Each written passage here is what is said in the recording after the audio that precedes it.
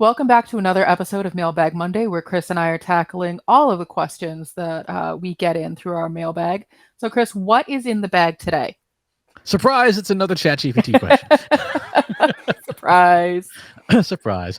Charlie asks, for the case of using ChatGPT because someone is not savvy enough to draw out insights, is it dangerous in the sense that if we aren't skilled enough to draw initial insights, we may not be able to understand when ChatGPT gets it wrong?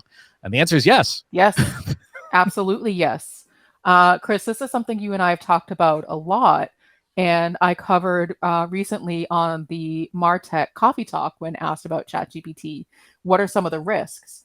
And one of the biggest risks is a lack of subject matter expertise when using a system like this. And so, we were recently talking about, is ChatGPT something that only marketers are talking about, or is it more, broad? And the answer is it's more broad. Everybody's talking about it. My parents who are in their 70s and retired are talking about it. Chris, I wouldn't be surprised if your parents have questions about it because they've heard something about it. It's big in the healthcare space, and ChatGPT and systems like it have a lot of really big potential to be helpful if you know what you're doing with it. And with that, I mean, so an example, and we've brought this up a few times before. We were asking the system to write a simple blog post about SEO in 2023. And the results it gave, Chris, as you mentioned, because you understand SEO really well, have been doing SEO for a long time, is that the recommendations that it gave were about 5 years out of date. Whereas when I looked at it, I was like, oh, that's decent advice. That could sort of pass muster. And it comes down to subject matter expertise. And so, to Charlie's question about are there risks of not understanding the insights that ChatGPT is giving you? Absolutely. That's true of any analysis or sort of any outcome. If you don't know what it's supposed to be, then how do you know if it's wrong? Exactly. And this is going to be true of every single domain. So here's an example. This is something that I had asked it the other day, just out of curiosity. I said, write me a recipe for New England clam chowder. And it came up with this recipe, right? 8 slices of bacon, 2 tablespoons of butter, a large onion, 3 celery stalks, garlic cloves, a bunch of herbs, 4 cups of chicken broth, diced potatoes, 2 cups of heavy cream. Here's the question. If you are a professional cook, is this right? Right? The process, the instructions, cook the diced bacon, remove the bacon, set aside, add the butter to the pot with the bacon fat, minced garlic, stuff like that. I think it's slightly off on the liquid measurements. Not by a ton, but I think it's slightly off. I've cooked recipes similar to this in the past, and I want to say I think it's slightly off, and I think it's slightly off also on the amount of flour that you're supposed to use to get to the right consistency. Now, obviously, all of that is to preference and things, but it looks credible until you actually go and do it, and then you find out actually there were some issues. But unless you are a professional cook or someone who's cooked this recipe a lot, it's not immediately clear that there might be flaws in it, even if those flaws are relatively minor.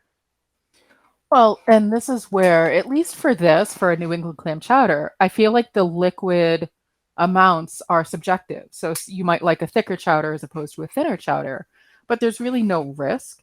Whereas if you're using a system like ChatGPT to help you write code, which, Chris, is something you've mentioned it can do, especially if you bring it into Microsoft Visual Studio, if you don't know what the code is supposed to say, rather, then you don't know where it's breaking down. And it could be a very expensive endeavor to have a system like ChatGPT help you write the code if you don't know what the code is supposed to be doing. I can say, I want it to write code that's going to write me a recipe. But if I don't know the code itself and the system isn't working, then I don't know how to fix it. And so it's the same with, one of the things that GPT-4, rather, the system GPT-4 will be able to do, and we've been testing some of this, is to give it a chart and say, what does this chart say? What are the insights from this chart? Well, if you don't understand the data in the first place, then it's not a shortcut to getting insights, because the insights might be completely off, especially if you're not giving the system the context it needs in order to pull out the correct insights. Exactly. Let's do another one here. This is because this is a really good test for marketing stuff. I gave it a long prompt to interpret the default channel grouping data from Google Analytics. And I said, write me some recommendations. So in this case, organic search in the data is 57% of it. And they have, organic social is 57%, organic search is 6.9%. And it says, for recommendations, organic social is the leading marketing channel, accounts for more than half the website's traffic. This is a positive sign. Important to diversify to avoid over-reliance on one source. No marketing channel should exceed more than 50% of the results.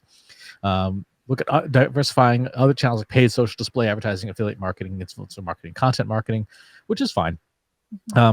Organic video only drove 9 sessions. This suggests that video content is not effectively reaching the target audience. Now, I happen to know whose data this is. This is from the Save Warrior None campaign. Its recommendation here is incorrect because it's not that the video content is not reaching the right people. It's that we forgot to put links in all of our videos. They put like 79 videos. There's no links in any of them, right? Whoops. Well, yeah. I mean, this is what you get when you have a bunch of volunteers doing something.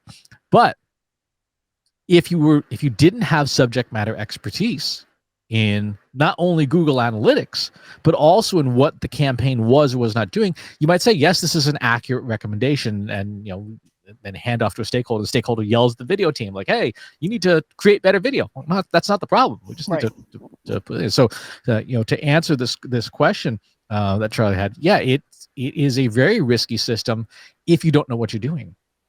Absolutely. So yeah, the bottom line, if you are going to use a system like ChatGPT or really do any kind of analysis or anything, make sure that there's a certain level of subject matter expertise in it before going down this road, because it could be something as simple as a clam chowder recipe, which is very low risk, or you could be making big financial decisions for your marketing team. Exactly. If you've got questions for Mailbag Monday that you want to ask, drop them into our free Slack channel. Go to trustinsights.ai/analytics for marketers, where you and over 3,000 other marketers are asking and answering each other's questions all the time. And if you want to catch up on previous episodes of Mailbag Monday, make sure you're subscribed to the Trust Insights newsletter. Go to trustinsights.ai/newsletter, where you can find back issues. Thanks for tuning in. We'll talk to you next time.